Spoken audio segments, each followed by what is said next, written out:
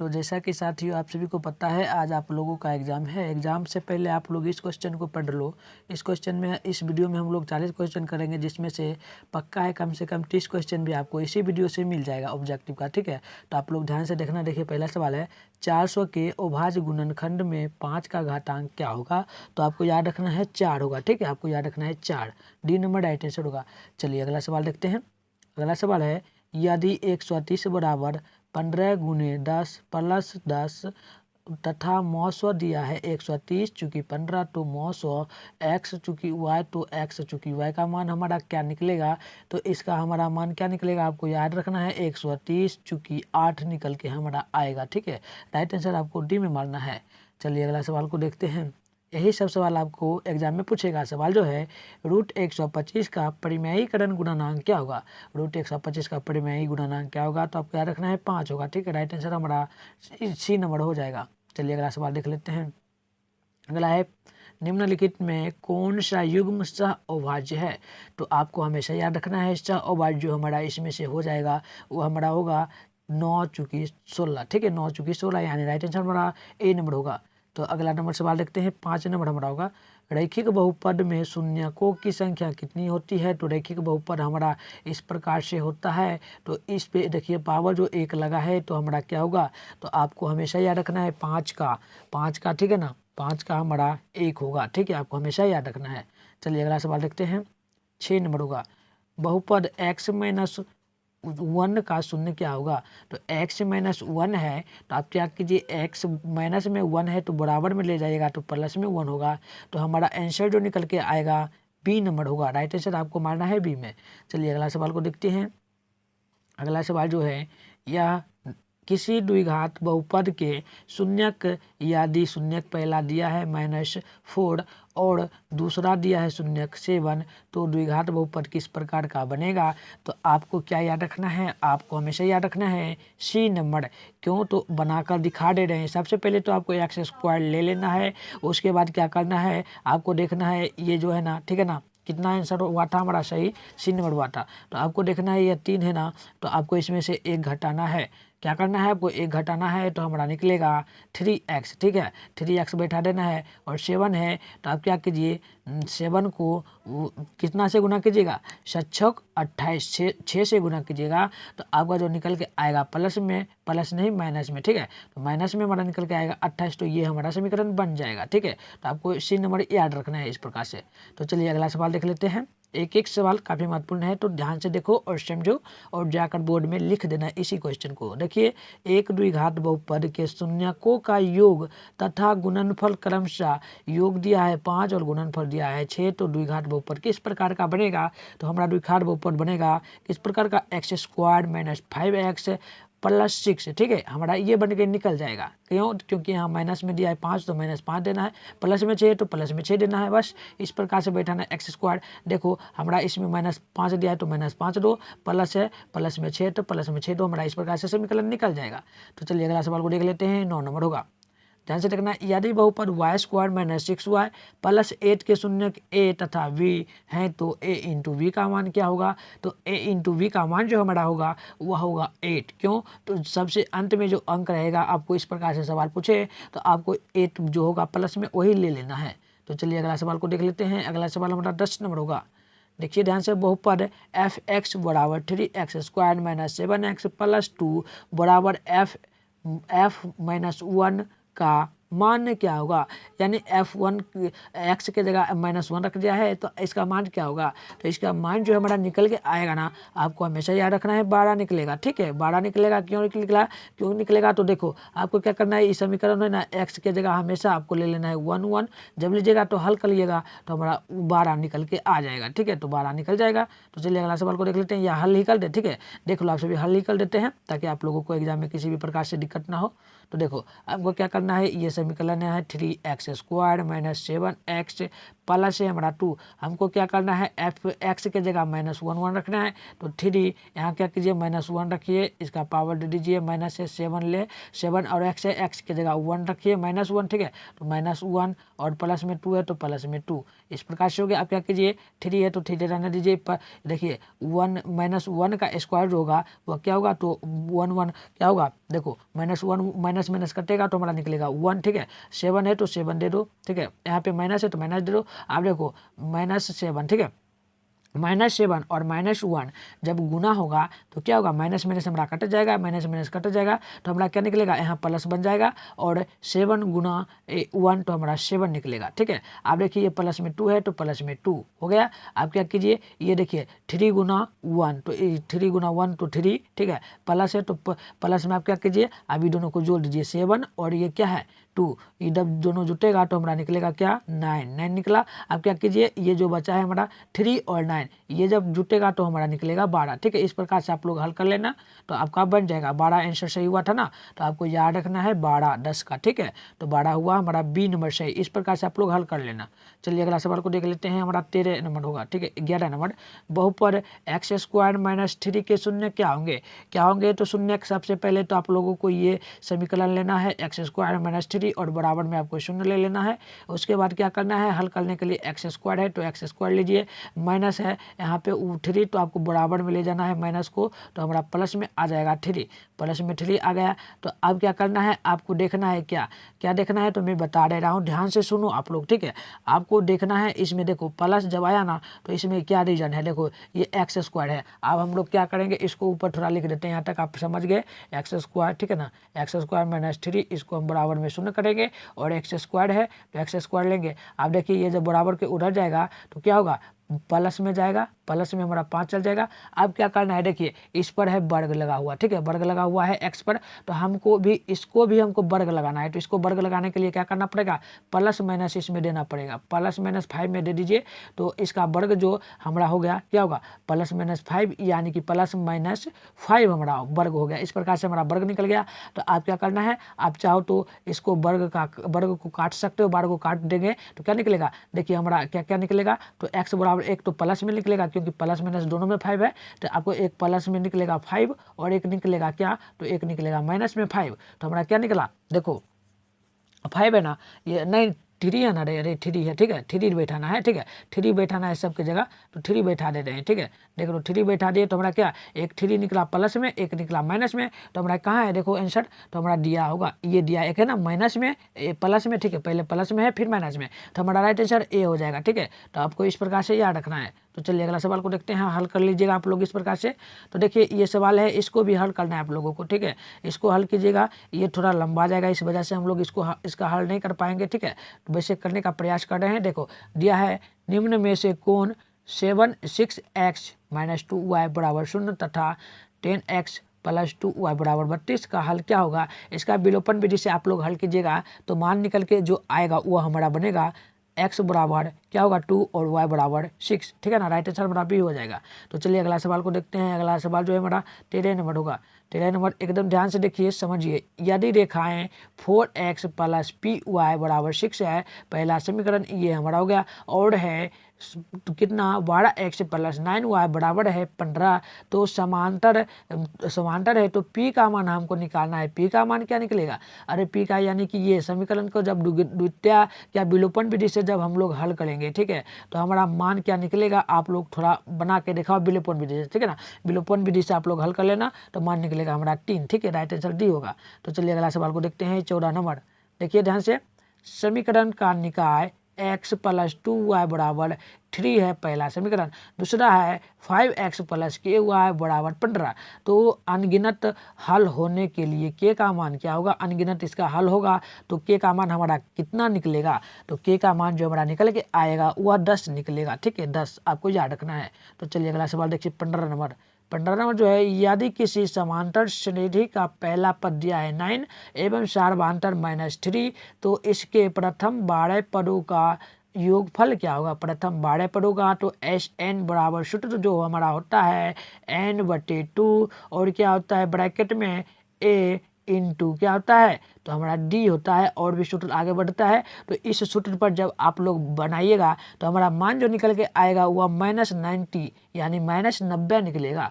तो चलिए अगला सवाल देख लीजिए। ये ट्राइगोनोमेट्री का सभी सवाल है, ठीक है ना, त्रिकोणमिति का, ट्राइगोनोमेट्री का। आप लोग इस सभी सवाल को ध्यान से देखना, ट्राइगोनोमेट्री का, ठीक है। तो देखिए 1/sec थीटा का मान क्या होता है, इस प्रकार से दिया है 1/, ठीक है, 1/sec थीटा किसके बराबर होता है, तो 1/sec थीटा होगा tan थीटा के बराबर। आपको याद रखना है, राइट आंसर हमारा ए होगा। तो चलिए अगला सवाल को देखिए। यह सभी सवाल ट्राइगोनोमेट्री से संबंधित है, तो इस सभी सवाल को आप लोग ध्यान से देखो, क्योंकि यह सभी एक एक नंबर का पूछता है और निश्चित है कि यह सभी सवाल पूछेगा। तो अगला सवाल है cot x into tan x का क्या मान होगा, तो इसका मान जो होता है हमारा 1 होता है। आपको याद रखना है हमेशा, ठीक है, ए होगा। चलिए अगला सवाल को देख लेते हैं। अगला सवाल जो हमारा होगा 18 नंबर होगा, क्या होगा 18, ठीक है। 18 नंबर ध्यान से देखो, यदि cos थीटा बराबर 1/, इस प्रकार से दिया है 1/2, तो कोसेक थीटा का मान क्या होगा, तो आप लोग बनाइए ना, ठीक है ना। कोसेक थीटा का क्या मान होता है आप लोगों को पता होगा, ठीक है, तो पता होगा तो उस पर से बैठाइए और क्या निकालना है, कर्ण आपको निकालना पड़ेगा। इसमें लंब बट्टे आधार दे दिया है, आपको कर्ण निकालिए, कर्ण निकालिएगा तो मान जो हमारा निकल के आएगा वह निकलेगा कितना, तो 2√2/√3, ठीक है ना, 2/√3 यानी कि कर्ण हमारा 3 निकल के आ जाएगा, ठीक है। तो चलिए अगला सवाल देख लीजिए, हमारा 19 नंबर होगा, ठीक है।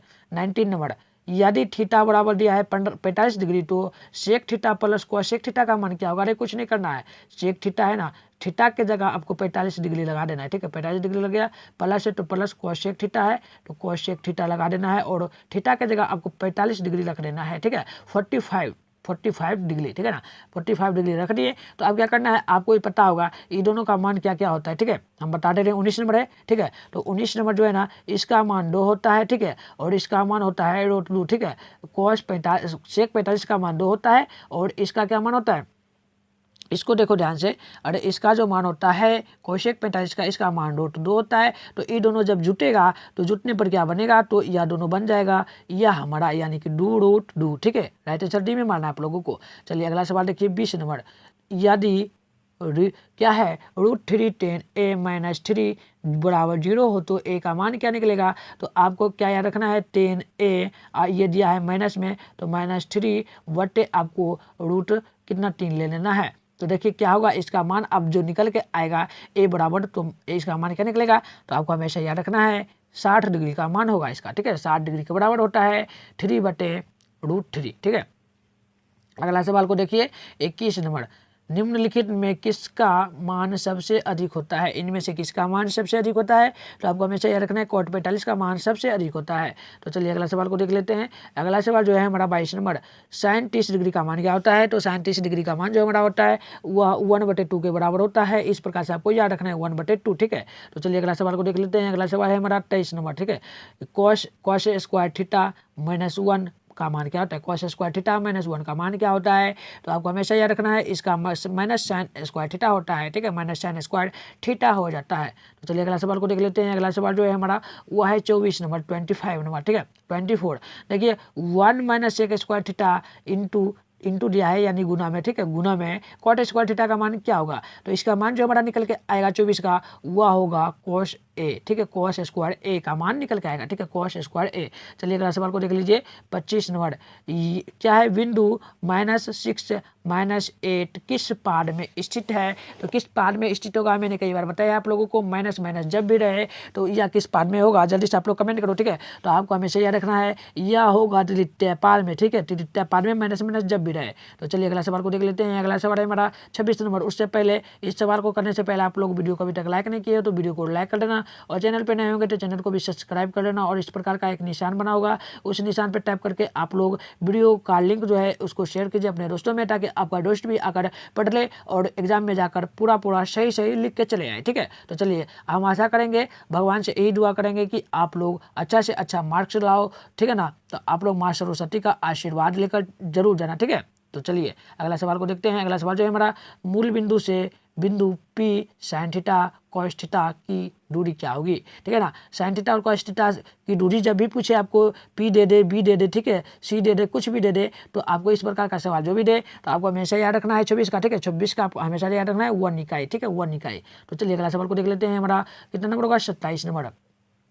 बिंदुओं R इंटू दिया है 1 चूंकि 1, S में -1 चूंकि 5 के बीच की दूरी क्या होगी, इसके बीच की दूरी क्या होगी, दूरी सूत्र लगाइए आप लोग, ठीक है, दूरी सूत्र लगाइए और इसका मान जो निकल के हमारा आएगा दूरी सूत्र से वह निकलेगा 2√5, ठीक है, 2√5 यानी राइट आंसर हमारा C होगा। तो चलिए अगला सवाल को देख लेते हैं। अगला सवाल है हमारा 28 नंबर। तो देखिए क्या दिया है, रेखा y बराबर 8 का आरेख निम्न में से किस बिंदु से होकर नहीं गुजरती है, इनमें से किस बिंदु से होकर नहीं गुजरेगी, √8, ठीक है, तो किससे, तो आपको हमेशा याद रखना है 0 चूंकि 8 से होकर नहीं गुजरेगी। तो चलिए अगला सवाल को देख लेते हैं। अगला सवाल हमारा होगा कितना नंबर, तो देखिए ध्यान से इसको थोड़ा छोटा कर लेते हैं ताकि आप लोगों को दिखे। तो चलिए 29 नंबर को ध्यान से देखिए, निम्नलिखित में से कौन सा बिंदु प्रथम चतुर्थांश में है, इनमें से कौन सा बिंदु जो है वह प्रथम चतुर्थांश में है। तो आपको याद रखना है प्लस प्लस जब भी दे तो क्या होगा, या प्रथम चतुर्थांश में होगा, ठीक है, क्या, तो प्रथम चतुर्थांश में, आपको याद रखना है प्रथम चतुर्थांश में, ठीक है, तो आपको हमेशा याद रखना है, ये हमारा राइट आंसर हो जाएगा।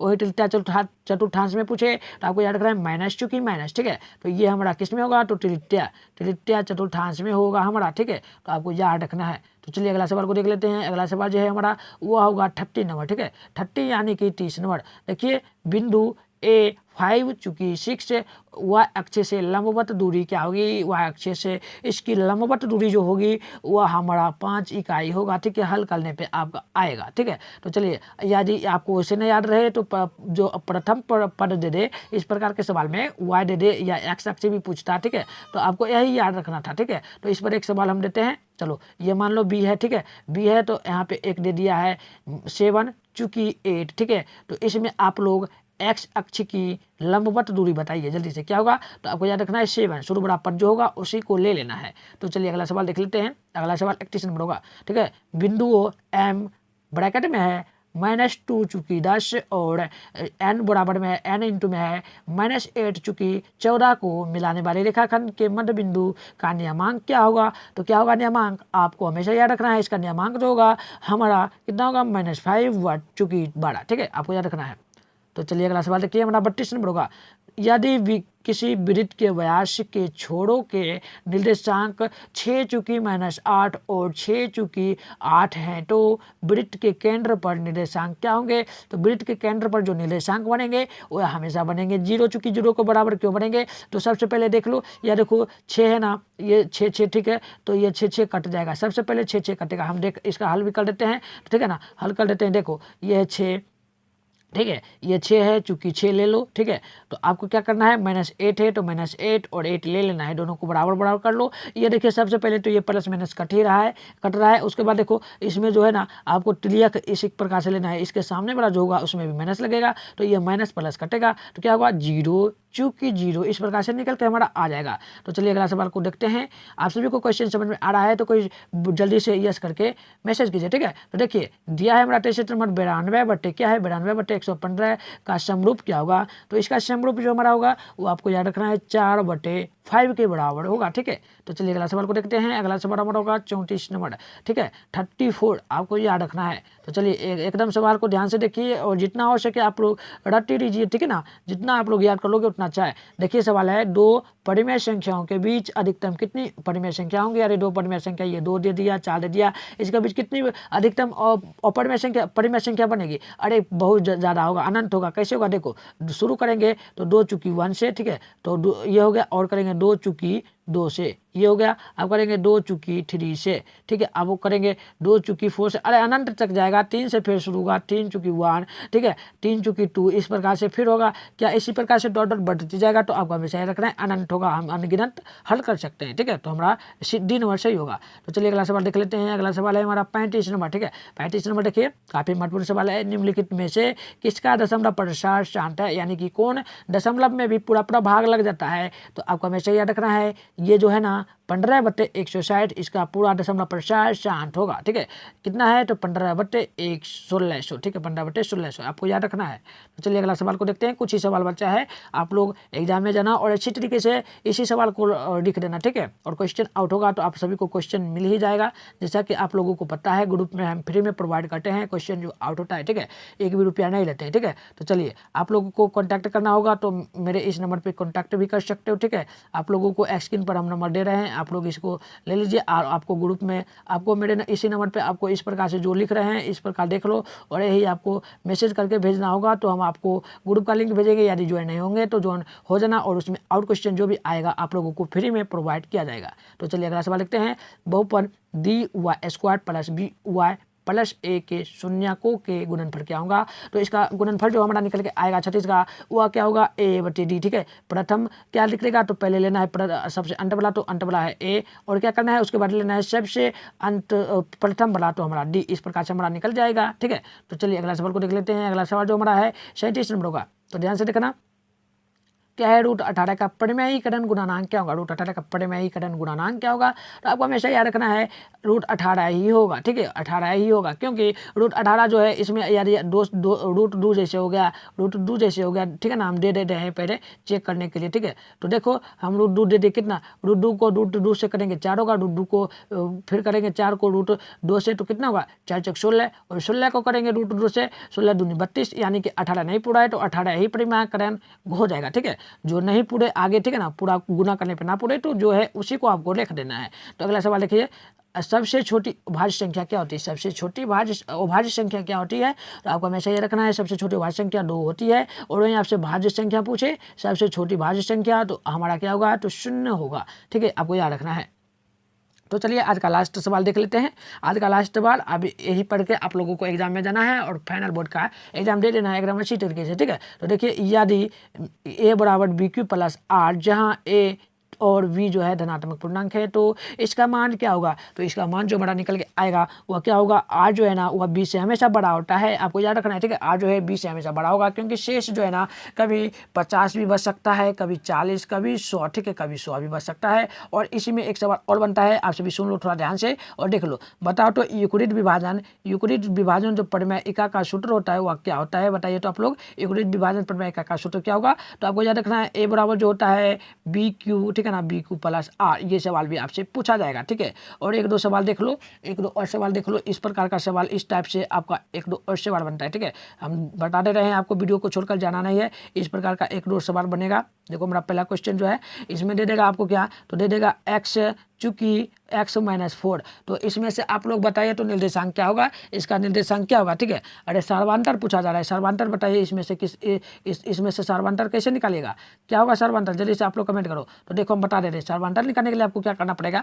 अब पहले तो हम शॉर्ट में बता दे रहे हैं। ठीक है, पहले तो शॉर्ट में बताएंगे उसके बाद हल करके भी। तो पहले शॉर्ट में देखो आपको क्या करना है। शॉर्ट के लिए सबसे पहले ये जो अंत वाला अंक होगा 4 ये ले लेना है, ये हमारा सर्वांतर हो जाएगा। यदि हल करना है तो आप इस प्रकार से हल कर लो, यहाँ पर बराबर में 0 दो और x बराबर है तो इसको इधर ला दो तो क्या 4 आ गया। तो ठीक है ना, x बराबर 4 है यानी कि 4। ठीक है, तो आप इस प्रकार से याद रख सकते हो। एक और सवाल इसी पे बनता है, ये देखिए सवाल काफ़ी बार पूछा गया है बिहार बोर्ड की तरफ से। तो आपको देखिए x - 3 जो है इसमें से सर्वांतर क्या होगा, इसका सर्वांतर क्या होगा। आप लोग जल्दी से कमेंट कीजिए तो देखते हैं कौन कौन सही बता रहे हैं।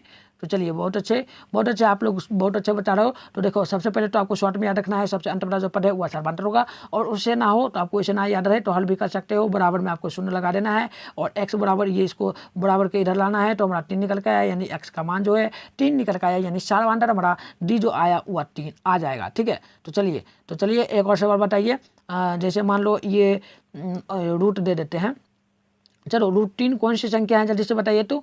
√3 जो है या कौन सी संख्या है, जल्दी आप लोग कमेंट कीजिए। ठीक है, यह सभी सवाल आपसे पूछा जाएगा, बताइए तो √3 कौन सी संख्या होंगी रे। तो आपको क्या रखना है, बहुत अच्छे। चलो √3 जो है या अपरिमेय संख्या होती है, क्या होती है अपरिमेय संख्या। ठीक है, आपको याद रखना है अपरिमेय संख्या। चलिए हम और एक दो सवाल देख लेंगे। ठीक है, आपको वीडियो को छोड़ना अभी नहीं है। तो चलो एक दो और सवाल देख लो। तो बताइए तो आप लोग ये बताओ क्या है √5। ठीक है, √5 कौन सी संख्या होंगी बताइए तो।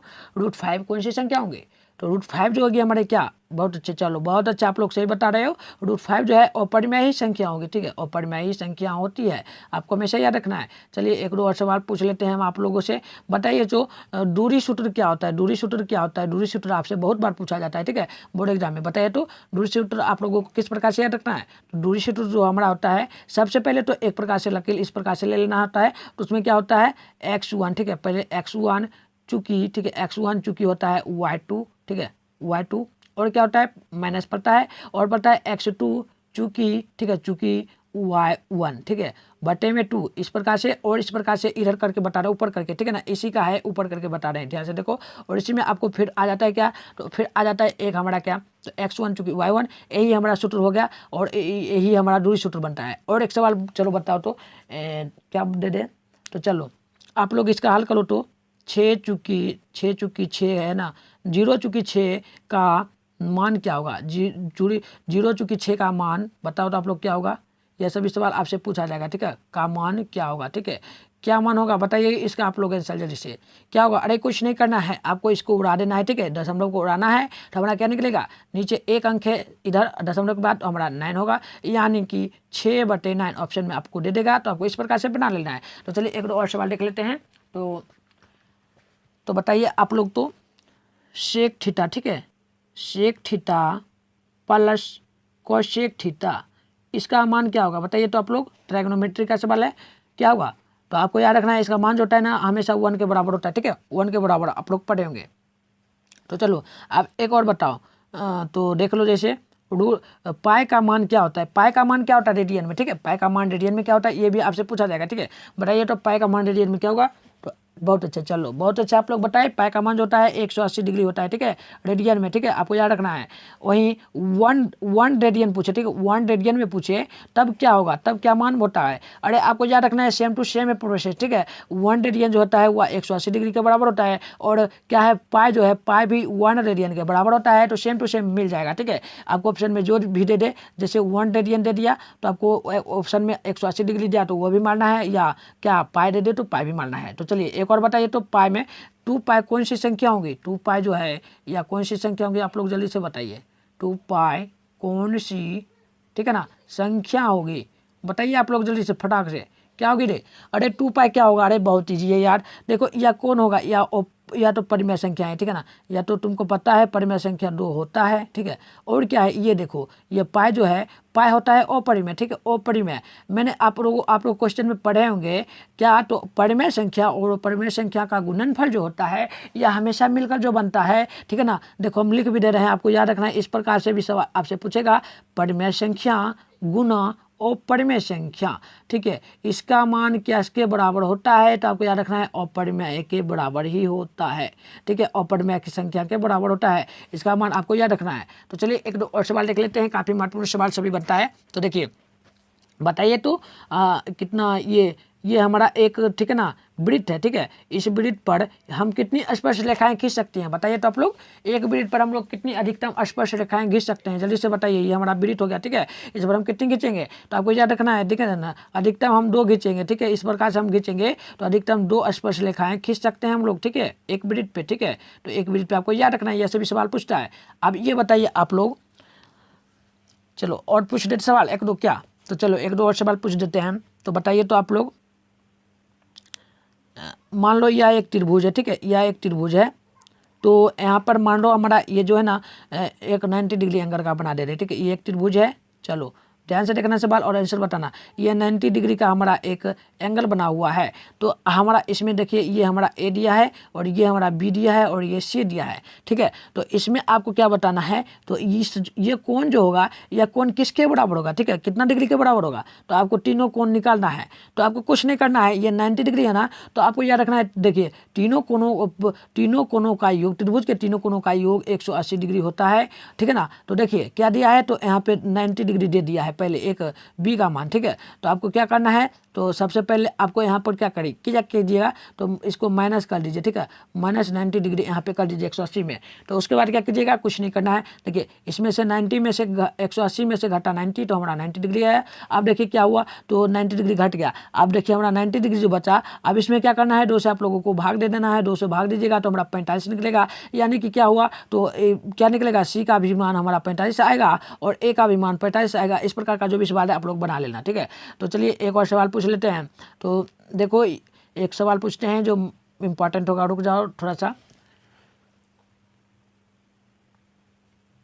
चलिए ये सवाल बताइए, तो ये सवाल भी आपसे पूछा जा सकता है इंपॉर्टेंट, ठीक है, ए स्क्वायर, ठीक है, माइनस बी स्क्वायर का मान क्या होगा बताइए तो किसके बराबर होता है, जल्दी से आप लोग कमेंट कीजिए, ठीक है, बहुत अच्छे, चलिए बहुत अच्छा, इसी प्रकार से आपको याद रखना है, इसका मान होगा ए प्लस बी, ठीक है, और इंटू में होगा a माइनस बी। ठीक है, इस प्रकार का सवाल आपको जो भी दे तो बना लेना है। तो चलिए हम लोग क्लास को यहीं पे समाप्त करते हैं, बहुत ज़्यादा हो गया। ठीक है, तो यही सब सवाल आपसे पूछा जाएगा दोस्तों, तो आप लोग बना लेना एकदम अच्छी तरीके से। ठीक है, किसी भी प्रकार का आप लोगों को दिक्कत नहीं करना है। ठीक है, जितना भी सवाल दे आपको बना लेना है। ठीक है, तो चलिए हम लोग नेक्स्ट क्लास में मिलेंगे, तब तक आप सब क्या करना, वीडियो को लाइक नहीं किए होंगे तो वीडियो को लाइक कर देना, और चैनल पर नए होंगे तो चैनल को भी सब्सक्राइब कर लेना, और एग्जाम में जाकर बहुत अच्छे से आप लोग लिख देना। तो चलिए हम लोग क्वेश्चन को वीडियो को यहीं पे कट करते हैं, मिलेंगे नेक्स्ट क्लास में। ठीक है, तब तक के लिए आप तमाम दोस्तों को बाय बाय।